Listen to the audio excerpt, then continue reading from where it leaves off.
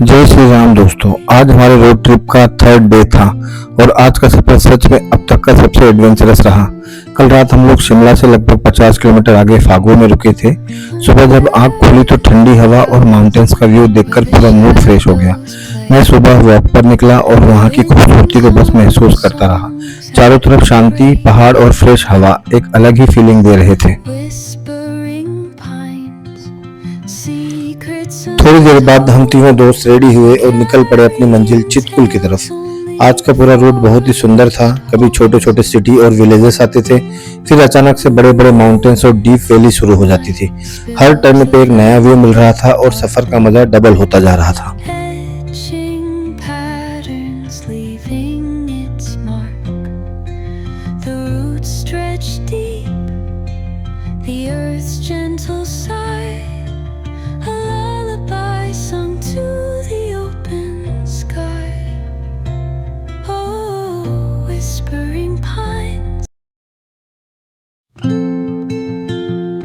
आखिरकार हम पहुंचे फेमस इंडो तिब्बत हाईवे पर, जिसे वर्ल्ड की मोस्ट डेंजरस रोड्स में से एक माना जाता है।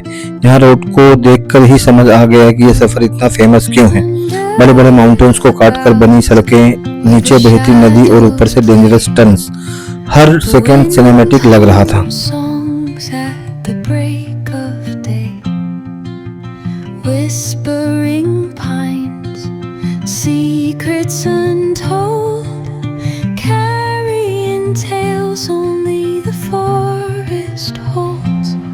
और हमें थोड़ी सी भूख लगने लगी थी। फिर क्या था, हमने गाड़ी को साइड में लगाया, अपना सामान निकाला, जो भी हम लोग साथ में लाए थे, मैगी, चाय बनाने का सामान, एक छोटा पेट्रोल लिया था हमने, बाहर निकाला, अपना सेटअप बनाया, मैगी बनाई, चाय बनाया और फिर पहाड़ में चाय के साथ में मैगी का आनंद लिया।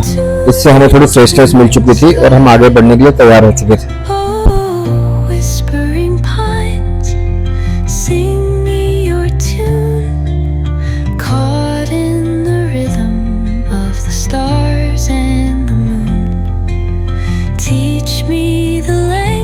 पहाड़ की ऊंचाइयों पर लोगों ने घर बना रखे थे, जिन्हें हमें सिर उठा के ऊपर की ओर देखना पड़ रहा था।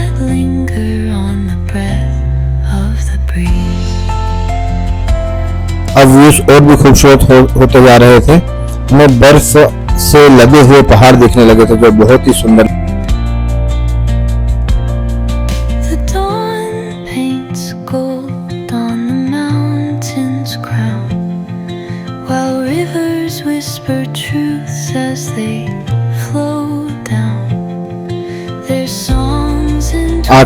आखिरकार शाम होते होते खतरनाक रास्तों को पार करते हुए हम चितकुल पहुंचने वाले ही थे और रास्ते में हमें सेब के कुछ बगीचे भी दिख रहे थे और फाइनली हम चितकुल पहुंच गए।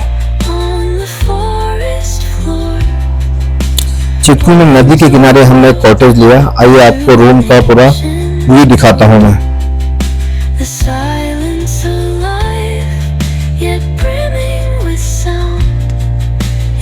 अब आपको रूम के बाहर सामने जो नदी बह रही थी उसका व्यू दिखाता हूँ। आप अंधेरा बहुत ज्यादा था, मेरे पास एक टॉर्च थी, उससे जितना दिख पाएगा मैं आपको दिखाने की कोशिश करूंगा।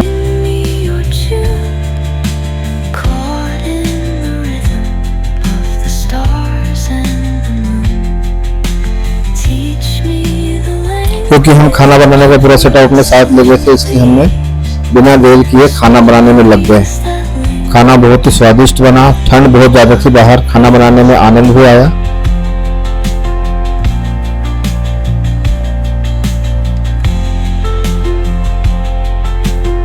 फिर हमने खाने का आनंद लिया और खाना खाने के बाद, चूंकि ठंड बहुत ज्यादा लग रही थी, इसलिए वहीं पर आग जलाई और थोड़ा गर्मी आग से भी ली हमने और इस तरह आज के दिन को हमने समाप्त किया। कल मिलते हैं नए ब्लॉग के।